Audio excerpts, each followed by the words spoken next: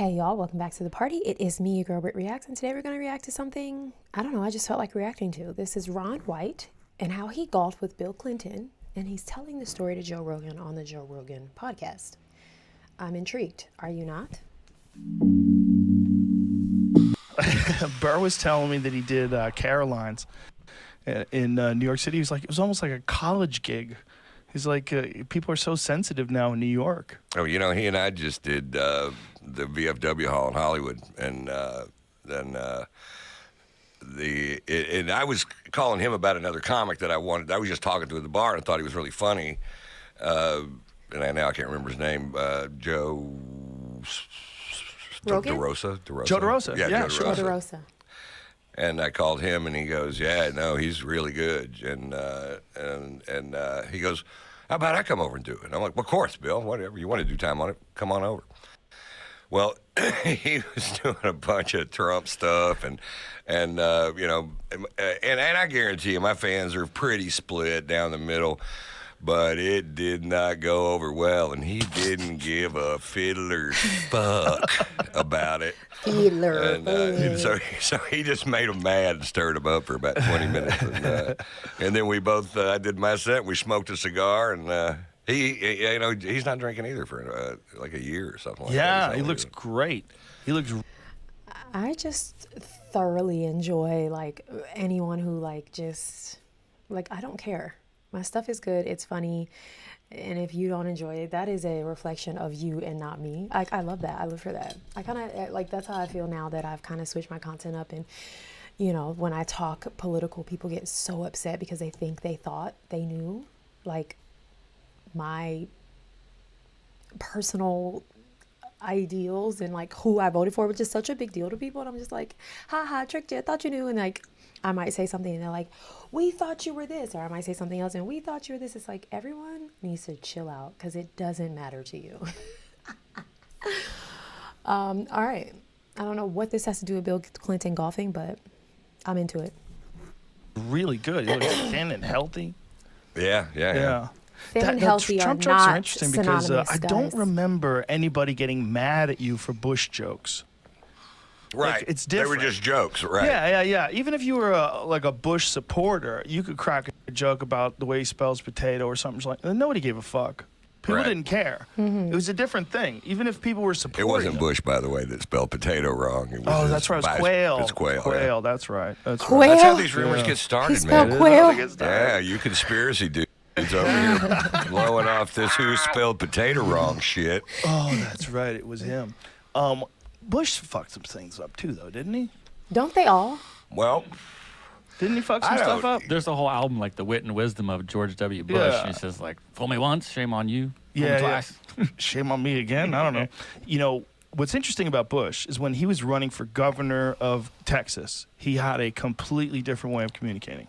Really? He talked like a really smart guy. He's very articulate. Really? I mean, he was a smooth talker. you're talking about W. There's a video of him from back in the day when he was running for governor, and I wanna see he's this great. video. You listen to him, like, look at this energetic, intelligent guy. He's articulate. He seems like one of us. And then they had a side-by-side video seems like comparing him one to, of like, us. Bush after 7 years in office. Like, he's like barely hanging on. Right. He's not paying attention. I have said this multiple times. Like, you literally watch these presidents deteriorate in office. I can't even imagine the stress. Like, their hair goes gray. They lose their hair. The bags under their eyes are, like, overweight at this point. Like, you're paying $100 extra to check those under the plane, honey. Like, you just watch them become a shell of who they were when they first got in office. And yeah, I mean, I can imagine, like, the same is to be said for GWB, who was in office. He did 8 years. Yeah, like, whew, Lord. Attention to shit. He's given the reins to heaven and hell to Dick Cheney. Dick Cheney's in a bunker 7 miles underground making nefarious decisions. You know, I mean, it was weird. It was a weird time, but you can make fun of Bush all day long. Nobody gave a fuck. You make fun of Trump today, people want to kill you. I almost got in a scuffle the other day at the gas station. People ride or die This for guy Trump. just starts spouting out stuff. He was putting gas in his car right over there, and by the first sentence that came out of his mouth from nowhere, hadn't said a word to the guy, didn't say hi to him, nothing. Nancy Pelosi's the dumbest person that ever lived on this planet, and I get baited so easy. I just said, probably not. Probably not. That you're probably wrong. She's probably not. Obama was an idiot. He graduated #1 from Harvard Law. So, yeah. Two things. One, do we think that this guy knew that he was spewing these things at Ron White and that this was what was on the other side? And number two, I have also said this a ton of times. I think there is such a difference between Trump and like any other president because Trump has fans, right? Like you have people who are ride or die Republicans, ride or die conservatives, ride or die liberals, ride or die Democrats. But then you have just people who are fans of Trump. And I think there's like, I said this like, I think yesterday's video or 2 days ago, like there's a spectrum. Like you have people who are just conservative and Republicans and they don't fold or bend from that no matter who's in office. You have people who can agree and disagree with some of Trump's policies, but lean more towards the policies that he does and they do in relation to the other side of things. And then you have like people who just ride until the wheels fall off for Trump the man, not the policies, not the party. They just ride for Trump because they like him and they see something in him that they resonate with or whatever. And those people see no wrong whatsoever. Like they can see no wrong. And so, yeah, that's why I think it is harder for people to get a pass to tell jokes on Trump because these people are like real deal fans of him and they like take it personally, like almost how like Beyonce fans or Nicki Minaj fans or Taylor Swift fans, like they take it so deeply personal because they are fans. And I'm not sure how healthy, normal, or productive that is. We're talking about the leader of the free world, but that's for y'all to decide, not me. I'm just here to chat. Idiot. He graduated '1 from Harvard Law. So, yeah. Views politically aside, we can start with he's probably not stupid. Right. And what a good speaker. He was the best. Oh, yeah, he was smooth. The man. most presidential. He was a guy that you were happy to have represent you. Whether you believe believe in him and you support his ideas or not, as a representative of our culture, of our civilization, that guy was smooth and measured and articulate and off the book. Most of the time, he was just. Do y'all remember when everyone was mad at Obama for wearing a tan suit? And the things y'all let slide now in the White House, but you were upset that this man wore a tan suit. It was so unprofessional. It was so unpresidential. Do y'all remember that? I remember it, and I was in high school. I remember it very well. Y'all didn't I wasn't in high school. I was in college. Y'all were up in arms. And now the things we're letting slide in the White House, so unprofessional, so unprecedented. All right, I'm just here to remind you. And off the book. Most of the time, he was saying what he thought, and he wasn't reading off of scripted. Well, you know the story about Clinton? I know some. I know some being off the book. Clinton was such a good orator that the teleprompter went off. It broke like 5 minutes into his fucking speech, and he did all that shit by memory.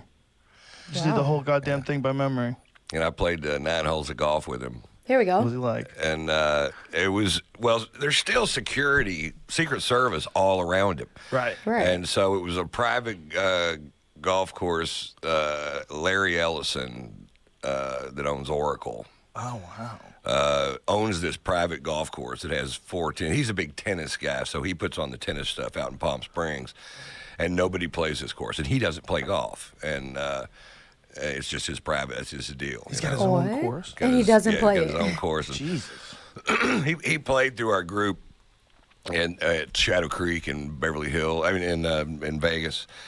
A really exclusive course, impossible to get on, and he was playing by himself, and he was on the tee box. Playing on his own course by himself. It's lonely at the top, isn't it, Larry? And he goes, "Yeah," and hit his ball and went off by himself. And wow. But he wasn't even there. But Clinton was, and he told me a story goes, this friend of his is a record producer, rap records, big. He didn't tell me who it was and didn't tell me who the artist was either, but the artist was all thugged out and he was in a Ferrari store.